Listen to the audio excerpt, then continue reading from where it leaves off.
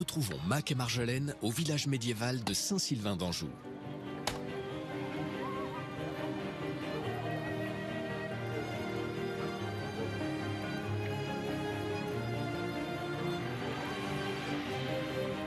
Ici, on a reconstitué un village typique de la fin du XIIe siècle, protégé par l'ancêtre du château fort, le château à motte.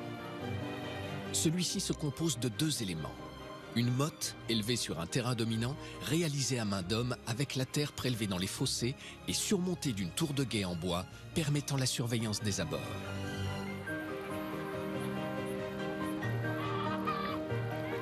On nous a aussi légué d'incroyables constructions.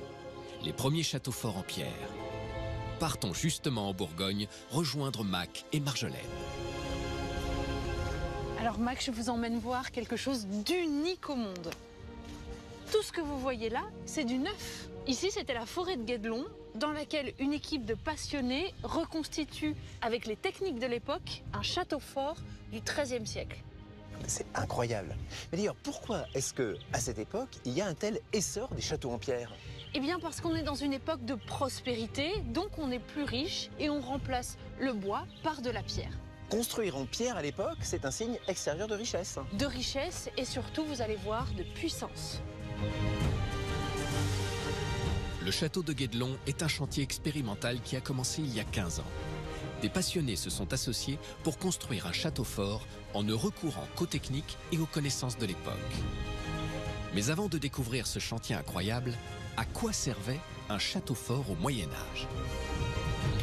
Florian, vous qui êtes le maître d'œuvre de ce château, Guédelon, si on se remet dans le contexte de l'époque, qu'est-ce que c'est? C'est le logis du seigneur? C'est une forteresse contre les ennemis? C'est quoi exactement? Alors, c'est tout ça. C'est-à-dire que c'est un château, c'est un lieu de pouvoir qui sert à la fois d'habitation pour le seigneur et sa famille, et aussi les gens qui sont proches, mais c'est aussi une grande salle qui permet, un peu comme une mairie, d'avoir un espace polyvalent qui peut servir de salle de justice, de tribunal. Le seigneur assure la justice, mais on y collecte aussi l'impôt. En fait, c'est un petit monde en miniature, mini-État, qui est à l'échelle d'une commune ou d'une demi-commune, parfois pour des moyens seigneurs. On voit ça avant tout comme une forteresse, mais ce que je découvre, c'est que c'est comme donc une mairie avec tous les services annexes, le tribunal, la caserne, la gendarmerie. Donc il y a vraiment plusieurs fonctions au château fort. La fonction principale d'un château est défensive. Une garnison y réside en permanence. Différents éléments de son architecture servent à assurer sa défense. Il y a d'abord une tour maîtresse, plus massive, c'est le donjon. Chaque angle est renforcé par des tours de défense. L'entrée principale est fortifiée à l'aide de 2 tours. Les tours sont jointées par de hauts murs. Un bâtiment en pierre est construit à l'intérieur, c'est le logis du seigneur. Toutes ces fortifications subissent à ce moment-là une évolution remarquable. On abandonne la tour carrée, qui est beaucoup trop facile à prendre, parce qu'on est obligé de faire le tour d'un coin à l'autre pour voir s'il y a du monde, tandis que la tour ronde est beaucoup plus facile à observer. Mais surtout, on utilise moins de pierres pour la construire. Cela coûte moins cher. L'écartement des tours est établi en fonction de la distance d'une flèche. En moyenne, les tours sont espacées de 18 à 25 mètres. La porte d'un château est renforcée par une grille en fer, la herse. En temps de guerre, on brûle la passerelle ou un pont-levis est installé. En haut des murs, on aménage des créneaux qui permettent aux archers de tirer en étant protégés. Le fossé a une profondeur de 3 à 6 mètres. Il a pour objectif d'empêcher que l'ennemi s'approche. Donc on était devenus de très habiles constructeurs. Le château fort, fondamentalement, c'est avant tout une arme de dissuasion.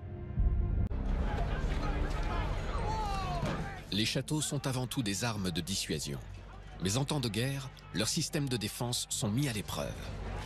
Nous allons découvrir les techniques des défenseurs et celles de leurs assaillants.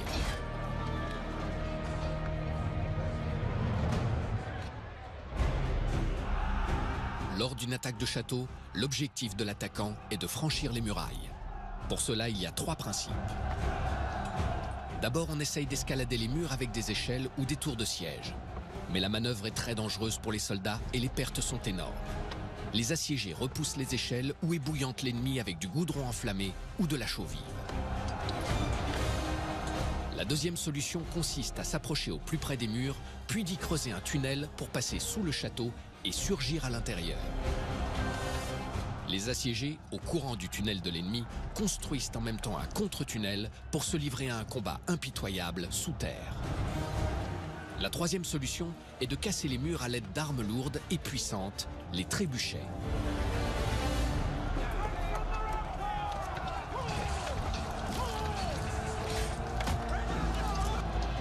Le trébuchet est une pièce d'artillerie médiévale. C'est l'arme la plus puissante de l'époque.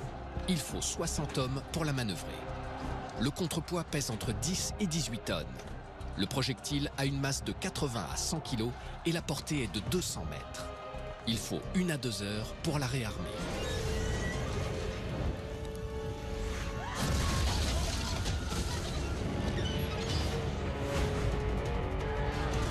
Les trébuchets ne sont pas transportés, mais construits généralement sur place, à proximité du château.